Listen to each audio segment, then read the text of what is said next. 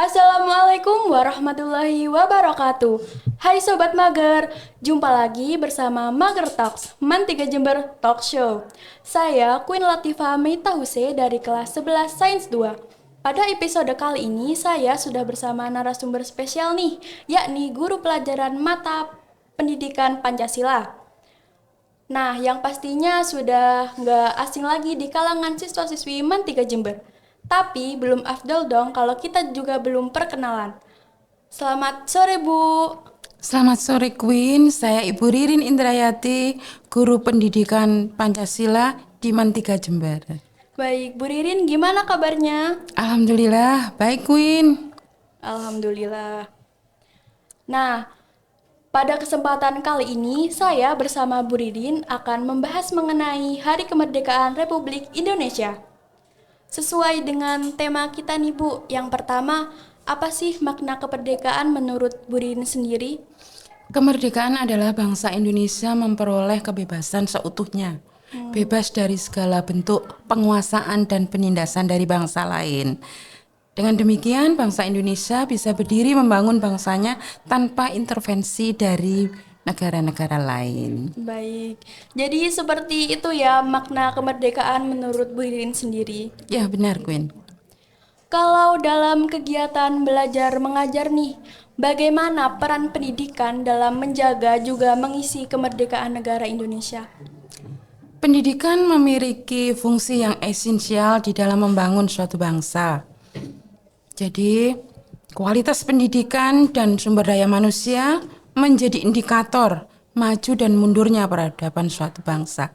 Bahkan kemerdekaan yang kita peroleh ini bagian dari buah pendidikan yang diperoleh oleh para pemimpin bangsa kita atau pahlawan-pahlawan bangsa kita yang sejak awal abad 19 oleh pemerintah kolonial Belanda diberikan keleluasaan untuk memperoleh pendidikan dari kalangan bangsawan, sehingga melahirkan tokoh-tokoh bangsa yang memiliki pemikiran berbeda di dalam melanjutkan perjuangannya. Kalau sebelum awal abad 19, karena bangsa Indonesia tidak memperoleh pendidikan, perjuangannya hanya secara non-kooperatif. Jadi perjuangannya secara fisik, melawan secara fisik.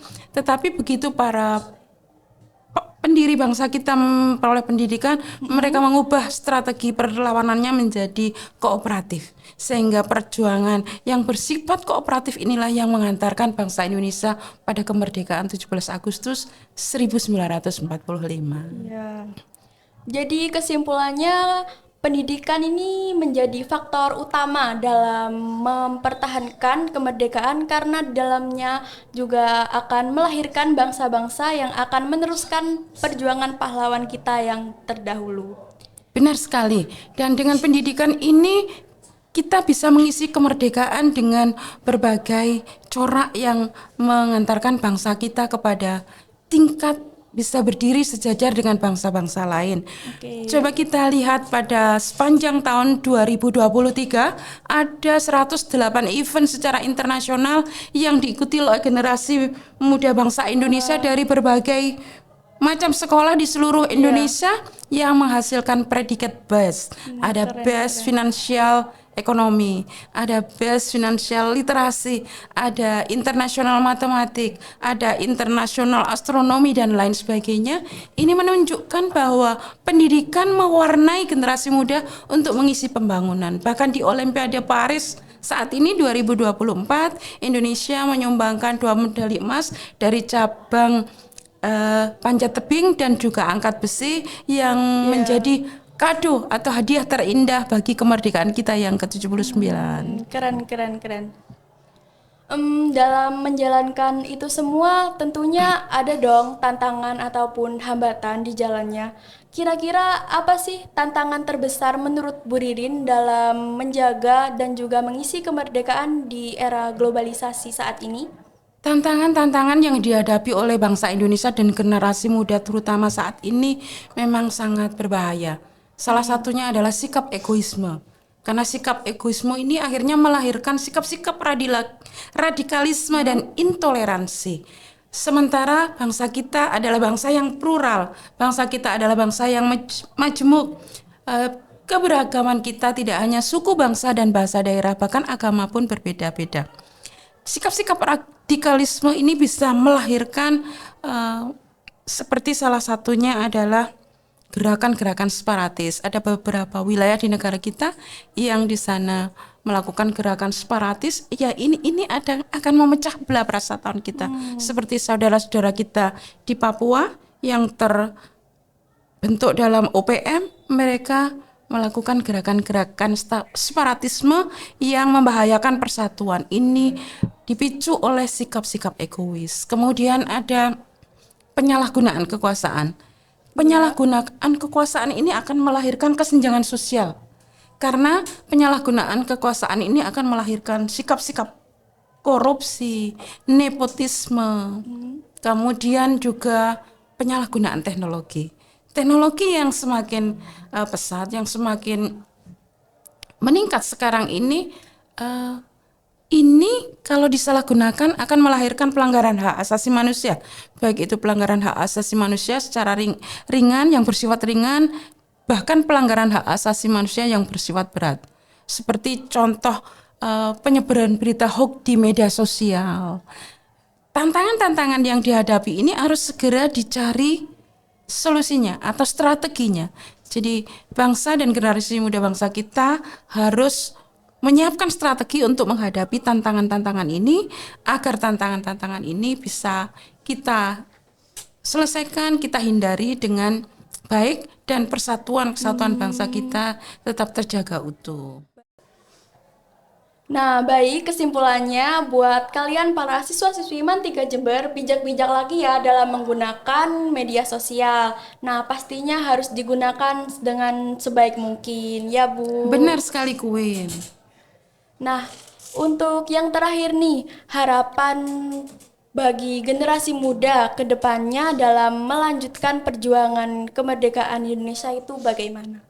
Harapan kami sebagai generasi tua sebagai orang tua, sebagai guru terhadap generasi muda, yang pertama adalah jangan melupakan sejarah.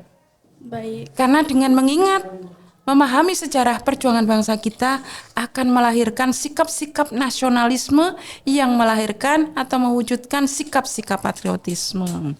Kemudian menghargai perbedaan.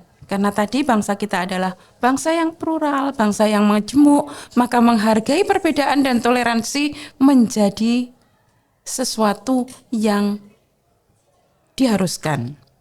Yang ketiga, tidak kalah pentingnya adalah menggunakan teknologi tepat guna.